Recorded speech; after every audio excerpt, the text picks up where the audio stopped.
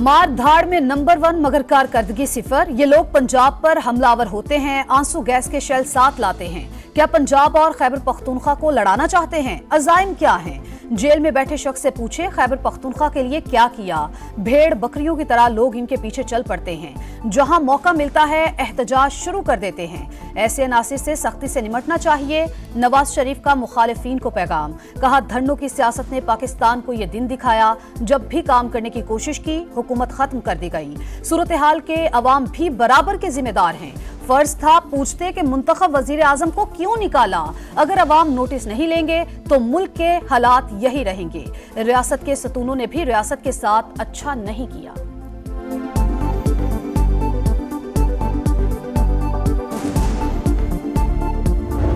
आपने इलाज के लिए आना है, आपने रोजगार के लिए खैबर पख्तूनख्वा से यहाँ आना है, आपने पढ़ाई के लिए आना है, हमारे दरवाजे खुले। लेकिन अगर आपको ये सबक दे के यहाँ लाया जाए कि सूबे में जाके आग लगा दो और सूबे में जाके पुलिस के सर फाड़ दो, तो ये मुझे एक्सेप्टेबल नहीं है बिल्कुल भी।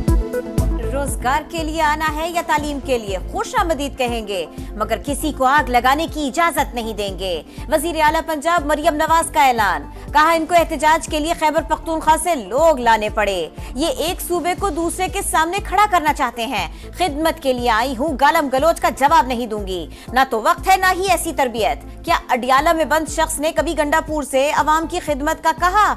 इनका एक ही मकसद है, पाकिस्तान को चलने नहीं देना। ये जल्द किस्सा पारीना बन जाएंगे।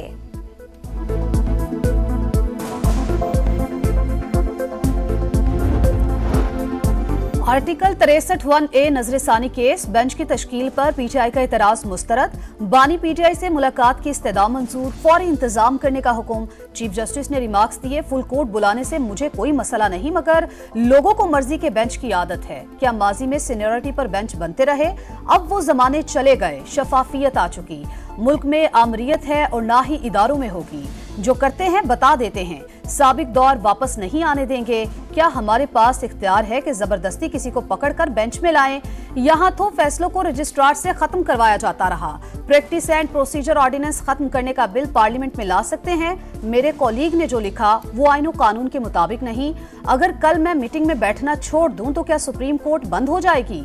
हम पाकिस्तान बनाने वालों में से हैं, तोड़ने वालों में से नहीं।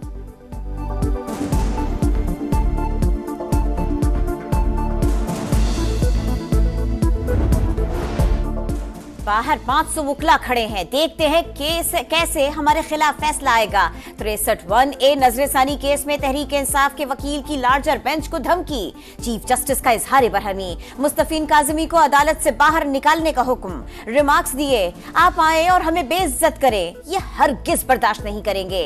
क्या मुल्की इदारों को इस तरह धमका कर चलाना चाहते हैं? जजिस से बदतमीजी आम हो गई। कमरा अदालत से बाहर जाकर अब यूट्यूब पर शुरू हो जाएंगे। साकिब निसार ने कितने अरकाने पार्लियामेंट को जेल भेजा। मेरा गुनाह ये ठहरा कि बर्दाश्त कर जाता हूँ। वालिदा ने कहा था, जो कहता है वही होता है।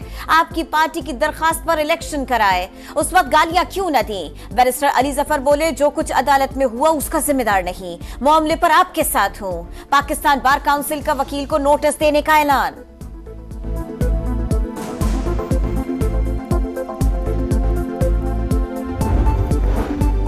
मौलाना फजलुर रहमान से लीगी सेनेटर इरफान सिद्दीकी की मुलाकात। आईनी तरमीम समेत दीगर उमूर पर गुफ्तगू। मीडिया से गुफ्तगू में लीगी सेनेटर बोले, तरमीम का ताल्लुक चीफ जस्टिस से है, न जस्टिस मंसूर अली शाह से। फजलुर रहमान आईनी अदालत के हामी हैं। जजिस तकर्रुरी से मुतालिक तरमीम से भी इख्तलाफ नहीं। वो ऐसा मुसव्वदा चाहते हैं जो बुनियादी हुकूक से मुतसादिम न हो। आने वाले 1-2 हफ्तों में मामलात वाज़ेह हो जाएंगे।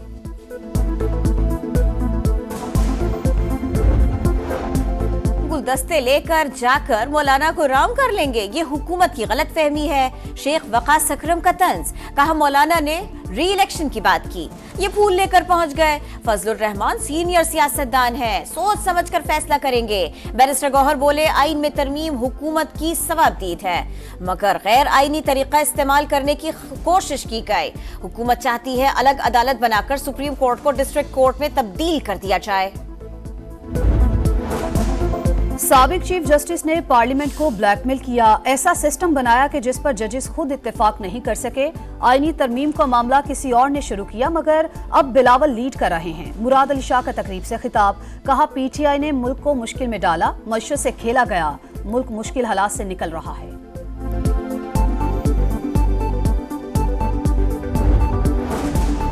63A का फैसला बानी पीटीआई की मोहब्बत में दिया गया, आइन को बुलडोज किया गया। कोई अदालत, जज और सियासतदान आइन को नहीं बदल सकता।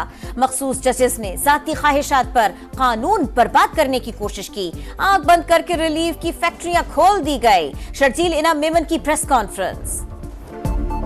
ईरान का इसराइल पर बड़ा हमला, 200 से ज्यादा बैलिस्टिक मिसाइल बरसाए। तल अबीब धमाकों से गूंज उठा। तेहरान का इसराइल की 3 एयरबेसेस और दीगर तंसीबात को निशाना बनाने का दावा। इसराइल की मदद करने वाले ममालिक के मफादात को भी निशाना बनाने का ऐलान।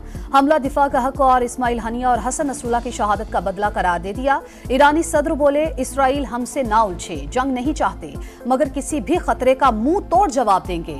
ईरानी सुप्रीम लीडर आयतुल्लाह खामनाई का अगला हमला मजीद तकलीफ होने का इंतबाह।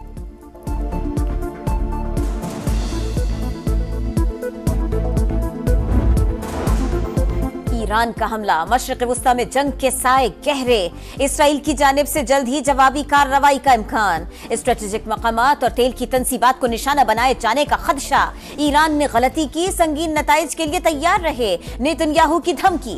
अमरीका भी इसराइल की पुश्त पर खड़ा हो गया, हमला बेअसर करार दे दिया। इसराइल की हिफाजत यकीनी बनाने का ऐलान। दुनिया भर से ईरानी हमले की मजम्मत का मुतालबा। अमरीकी वजीर दिफा का इसराइली हम मनसब को फोन। हमलों से मुतालिक मालूमात का तबादला। हमास का इसराइल पर ईरान के हमले का खैर मकदम। तमाम अरब ममालिक से इसराइल का मुकाबला करने के लिए मुत्तहद होने की अपील। सेहूनी रियासत की जारहियत के खिलाफ जिद्दोजहद जारी रखने का आज़म। इसराइल पर हमलों के बाद लिबनान, ईरान और गजा में जश्न। इराक में भी शहरी सड़कों पर निकल आए। कशीदा सूरत हाल पर मशरिक़ वुस्ता में फ्लाइट ऑपरेशन मुतासिर। इसराइल, इराक और उर्दन ने फजाई हुदूद बंद कर दी।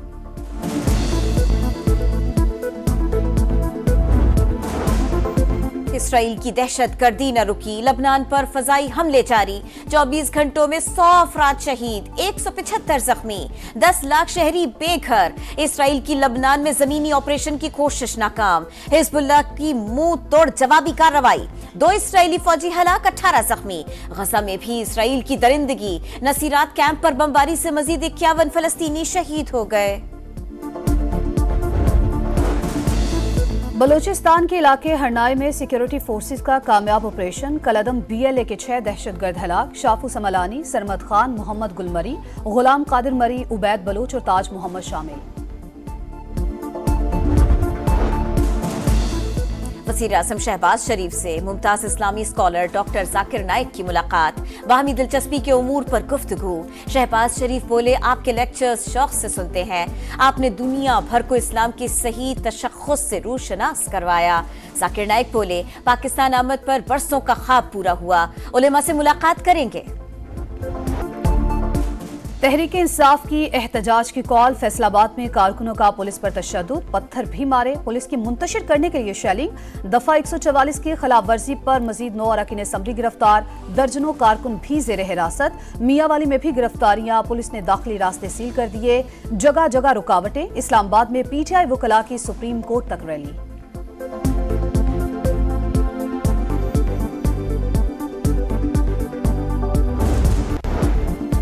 190 मिलियन पाउंड केस रेफरेंस का हतमी फैसला सुनाने से रोकने के हुक्म में 10 अक्टूबर तक तोसी।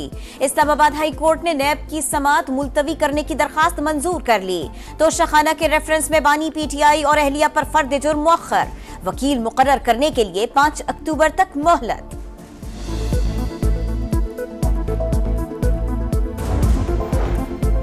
इंट्रा पार्टी इलेक्शन केस में PTI की मजीद मोहलत की इस्तदा मंजूर। समाअत 22 अक्टूबर तक मुलतवी। इलेक्शन कमीशन के मुताबिक PTI के इंट्रा पार्टी इलेक्शन में मुतादिद खामियां थी। जवाब के लिए कई मौके दिए, मुसलसल लचक दिखाई। चाहते हैं PTI तमाम आईनी तकाजे पूरे करे। सुस्त रवि और ताखीर की तमाम जिम्मेदारी PTI पर है। कर्ज लेने के लिए बेचैन नहीं, जब लेना होगा तो अपनी शराइत पर लेंगे। वजीर खजाना का ऐलान, कहा मुल्क में मैक्रो इकोनॉमिक इस्तेहकाम आया है, स्ट्रक्चर रिफॉर्म्स को बरकरार रखना होगा, इस्लाहात से ही ये IMF का आखिरी प्रोग्राम होगा। गवर्नर स्टेट बैंक का शरह सूद में मजीद कमी का इशारा, कहा महंगाई में कमी के असरात मॉनेटरी पॉलिसी पर होंगे। वफाकी वजीर सरमायाकारी बोर्ड मवासलात और निजकारी अब्दुल अलीम खान की रूस को IT, सेफ सिटी और दीगर शोबों में भरपूर ताउन की पेशकश। पाकिस्तान में होने वाले टेक्सटाइल एक्सपो में शिरकत की दावत। बाहमी सरमायाकारी के लिए दोनों मुल्कों का अपनी कंपनियों की फहरिस्तों के तबादले पर इत्तेफाक।